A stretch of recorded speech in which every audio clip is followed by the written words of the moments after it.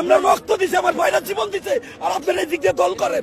হাসনাত সাজিদ ওগুলা সদর এনে সাজ করব বাধা চুদেরা, মনে রাখিস।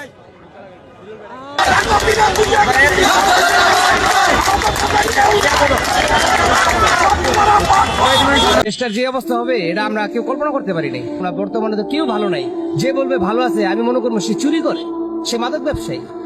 হাসিনা দেখা যাইতেছে প্রধানমন্ত্রী ছিল, সে পালাই গেছে। ছাত্র কোথায় যাবে? আমার ছেলে, আপনার ছেলে, আমার ঘরে 4 জন ছেলে, 3 ছেলে 1 মেয়ে ছাত্র স্টুডেন্ট, এরা কোথায় যাবে? এরা তো পালাবারও সময় পাবে না, তখন আমরা কি করব? কাউকে কিন্তু ছাড়া হচ্ছে না এবং ছাড়া হবে না, এটুকু অন্তত বলতে পারি। আমি যখন ধরি ভালো করেই ধরি, এটা তো ভালো করেই জানেন। কে কি, কার ভাই, কার চাচা, কার কে, ওটা কিন্তু দেখি না, এটা একটু মাথায় রাখেন।